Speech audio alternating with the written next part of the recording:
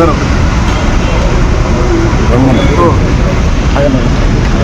మన వినుకొండ బాగుండాలి, వినుకొండ అభివృద్ధి జరగాలి, వినుకొండ అభివృద్ధి జరుగుతుంటే చూసి ఆనందించాలి అని గతంలో అనుకునేవారు.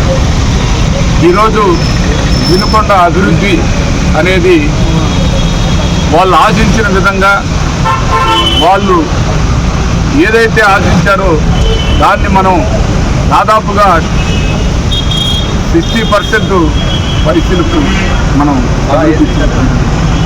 అంటే వాటర్ సమస్య పరిష్కారం అనుకోండి, వినుకొండ అండర్ ప్రాసెస్ బ్రిడ్జి అనుకోండి, మరి అదేవిధంగా స్టేడియం అనుకోండి, 100 పడకల హాస్పిటల్ అన్ని పర్మిషన్లు రావడం టెండర్ వేయడం జరిగింది. అదేవిధంగా మన గుండ్లకమ్మపై ఫ్లైఓవర్లు 2 ఏర్పాటు చేయడం జరిగింది. మరి అదేవిధంగా గుండ్లకమ్మ 5 లిఫ్ట్ ఇరిగేషన్లు చేయడం జరిగింది. వరిగపుడిసెల అన్ని అనుమతులు తీసుకొచ్చి మరి మొదలు పెట్టడం జరిగింది. పని టెండర్ కూడా అయిపోయింది, పని జరుగుతుంది. ఇలా ఒక్క కాలకట్ల రోడ్లు చూస్తే ఐ లవ్ యూ వినుకొండ అని పెట్టింది ఆ కాన్సెప్ట్. గావిత్రి నగర్, రెడ్డి నగర్లో చెరువు, వాకింగ్ ట్రాక్, ఘాట్ రోడ్డు, ఇలా చెప్పుకుంటా పోతే మేము ఇన్ని చేసామని చెప్పుకోవడానికి కొంత ప్రజలకి మేము చెప్పగలిగాం, ఇది చేశామని వాళ్ళకి చూపించగలిగాం. ఆ సాటిస్ఫాక్షన్ తోటి, ఆ ధైర్యంతో, అదే ధైర్యంతో ముందుకెళ్తా అందరినీ ఓటు అడుగుతూ ఉన్నాం. అందరూ కూడా ఆశీర్వదిస్తారని మేము భావిస్తున్నాం. మీరందరూ మంచికి అవకాశం ఇవ్వండి. మంచి అనేది నాకు ఈ వయసులో నేను శాసనసభ్యుడిగా ఈ ప్రయత్నం అనేది నా కోసం మటుకు కాదు, నా కుటుంబం కోసం కాదు, నేను పుట్టి పెరిగిన నా ప్రాంతం కోసం, నా ప్రాంత ప్రజల కోసం, నా ప్రాంతాన్ని అభివృద్ధి చేయాలి, నా ప్రాంతానికి మంచి జరగాలి, నేను పుట్టి పెరిగిన ఈ ప్రాంతంలో ఆ ప్రాంత రుణం తీర్చుకోవాలి కోసమే చెప్తున్నా. వినుకొండ ప్రజలారా, మీరు ఒక్క మాట మీరు నమ్మితే చాలు. ఎందుకంటే వినుకొండ చెరువు ఇంకా 2 నెలలకు నీళ్ళు వస్తాయి అనుకున్న చెరువుని 15 రోజుల్లో నీళ్లు కనపడకుండా పోయింది. అంటే దానికి ఒక యంత్రాంగం పనిచేసింది, దానికి ఒక కుటిల రాజకీయాలు చేసినటువంటి పరిస్థితి. ఆ వాళ్ళు పోరాటానికి వాళ్ళు వదిలిపెట్టి నీళ్లు వేస్ట్గా పోయేదానికి డ్రైన్ చేయటం అనేది దుర్మార్గమైన ఆలోచన చేశారు ఇవాళ ఇప్పుడున్న ప్రతిపక్షం. ఎందుకంటే చెరువులో నీళ్ళు అయిపోతే బ్రహ్మనాయుడికి ఓట్లేయరు. నీళ్ళు ఇచ్చాడు కదా, ఆ నీళ్లు లేకుండా చేయాలని ప్రయత్నం చేశారు.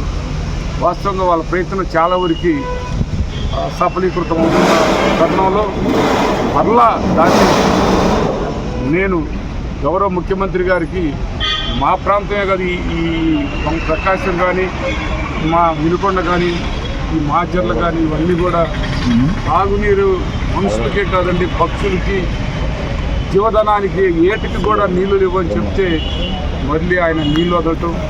ఇవాళ ఒక సముద్రం లెక్క సింగర చెరువు నీళ్ళు. వాళ్ళు ఎన్ని దుర్మార్గాలు చేయాలన్నా వాళ్ళ దుర్మార్గాలకి దేవుడే సమాధానం చెప్పాడు. ఇదే నేను నమ్మమన్నది, ఇదే నేను చెప్తుంది. ఇదే దుర్మార్గం. నేను 1,00,000 మందికి నీళ్ళు ఇవ్వాలనుకున్నాను, 1,00,000 మందికి నీళ్లు లేకుండా చేయాలనుకున్నారు, 1,00,000 మందికి దాహాద్రి తీర్చాలనుకున్నాను, 1,00,000 మంది గొంతులు ఎండాలనుకున్నారు వాళ్ళు. ఇది అవసరం. నా మీద నన్ను ఓడించడానికి అంతమందిని ఇబ్బంది పెట్టాలా? ఇది న్యాయమా? ప్రజలారా, మీరు అర్థం చేసుకోండి. నేను ఏ తప్పు చేయలేదు. నేను మంచి చేద్దామని నా ప్రయత్నానికి మీరందరూ సహకరించండి మీ అందరినీ కోరుకుంటూ, మున్సిపాలిటీలో ఉన్న ప్రతి ఒక్క అక్క చెల్లెమ్మకి, అవతాతలకి, అన్నతమ్ములందరికీ మనం అందరం మన ఊరు బాగు చేసుకున్నాం. మన ఊరు బాగు కోసమే కానీ మరొకటి కాదని గౌరవ ముఖ్యమంత్రి గారు సంక్షేమం ఇస్తే అందరికి ఇచ్చారు. ఏ ఒక్క పార్టీ చూడలేదు, కులాలు చూడలేదు, మతాలు చూడలేదు, మన ఓటే లేదని నేను అనలేదు. అందరికీ ఇచ్చాను. అందరికీ నీళ్ళు ఎట్టిస్తాను, అందరికీ సంక్షేమం అట్లనే ఇచ్చాను. నేను చేసిన తప్పులు ఏంటి? నేను ప్రజలకి గిరి ప్రదర్శన రోడ్ లాంటివి చేశాను, స్టేడియం లాంటివి చేశాను. ఇవన్నీ మంచి చేశానని మీ అందరికీ తెలుసు. మరి ఇంకా ఒక్క అవకాశం మీరందరూ నాకు కల్పిస్తే ఈ కాస్త కూడా పూర్తిగా ఒక వినుకొండకు ఒక రూపురేఖలు మారుతాయి. అయోధ్యలో రామ మందిరం నిర్మాణం చేశారు. వినుకొండలో రామలింగేశ్వర స్వామి మందిరం నిర్మాణం చేస్తున్నాను. ఇవన్నీ సగంలో ఉన్నాయి. మీరందరూ ఆశీర్వదిస్తారని, మీ అందరూ ఒకసారి ఆశీర్వదిస్తే ఇవన్నీ కూడా చేస్తానని, మరి అదేవిధంగా ఎంపీ అభ్యర్థి అనిల్ కుమార్ యాదవ్ గారు ఆయన ఓటు ఫ్యాన్ గుర్తుపై వేసి, నాకు ఒక ఓటు ఫ్యాన్ గుర్తుపై వేసి మే 13 జరుగుతున్న ఎన్నికలకి ఆ కార్యక్రమంలో భాగంగా ఇవాళ నామినేషన్ చేశారు. ఈ నామినేషన్ చేస్తుంటే వచ్చిన ప్రజలందరికీ వాళ్ళ రుణం ఏమిచ్చి తీర్చుకోవాలి.